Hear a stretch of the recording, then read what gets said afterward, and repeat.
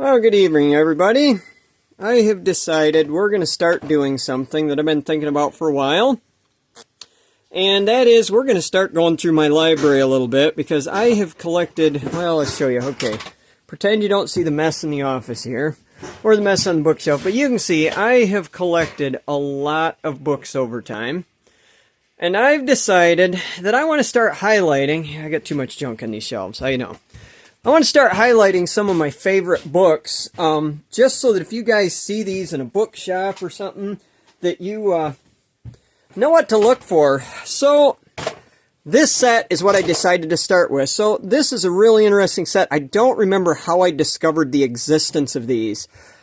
I have some pretty stupid money tied up into laying my hands on this. And the reason is, I have never seen a complete set of these. You can see how some are looking darker than others.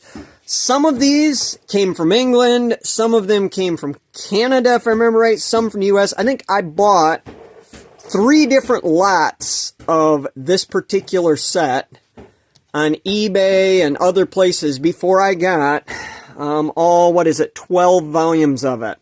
So anyways, let's just start with Turning and Boring here, just to give you guys, so these are by the Industrial Press, which you may recognize as the company that produced Machinery's Handbook. These predate, I think predate Machinery's Handbook. I guess I'd have to look, I don't remember what the first, but anyway, see this, 1914, that's when Volume 1 came out. These things are an absolute wealth of information. I kind of suspect that Machinery's Handbook in some ways is a condensed version of these. So this, Turning and Boring, like it's got a section back here. Oh yeah, here are vertical boring mill, turret lathe, and then that's what they call a vertical turret lathe is what we would call that most time now. They call it a vertical boring mill. And then, I can't remember, here are horizontal boring machines. This is the section I absolutely loved. This is right here, there is the ancestor of my Lucas in here. Lucas horizontal boring, drilling and milling machine right there. I think that's model 31 maybe. But at any rate, they have got so much information in here. These things are fantastic. Now, and then you can see, it covers every topic known to metalworking. I believe the last one here, oxyacetylene welding.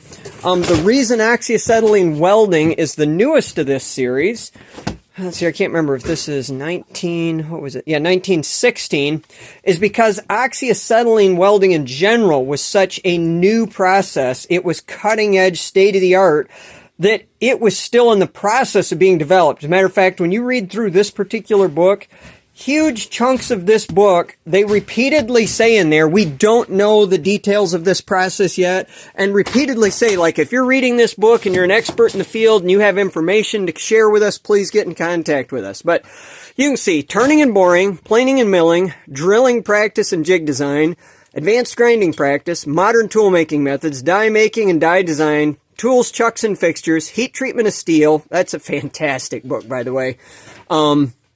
The reason I like these old ones is they explain this stuff in ways and with simple enough technology that anybody can do it. There's no fancy tools, or it's lots of seat of the pants, using colors of the metals and spark checks and stuff, like things your average guy can do. Spur and Bevel Gearing, another fantastic book. Spiral and Worm Gearing, Automatic Screw Machines, which I haven't had a lot of use for, gonna be honest, but interesting reading nonetheless. And then this Oxyacetylene Welding, that book is the one that really educated me on how to gas weld iron. So, anyway, Industrial Press, 1914 to 1916, Machinery's Mechanical Library is what they call that. So, I would say if you guys get time, poke around. Now, I'm going to warn you right now, that set that you're looking at there, I'd shudder to think, but I've probably got $200 in that set by the time I tracked all of those down, and I might even be, being a little optimistic with that. But at any rate, so that's the highlight. I think I'll probably start doing this every Sunday. That's what it is Sunday. I'm going to do a book highlight. If there's anything in that, here's the other reason I'm doing this. If you guys see a book in that set, you're like, man, I'd really like to see what it has to say about something, I'm very interested in sharing this information. So if you guys see any of the books on my shelf that you're like, hey, would you go take a look at this chapter or that subject? Just shoot me an email. I would be more than happy to try and email you, take pictures of pages, scan them, email them, whatever. So catch you guys next time, which is probably going to be back on this Monarch 10EE.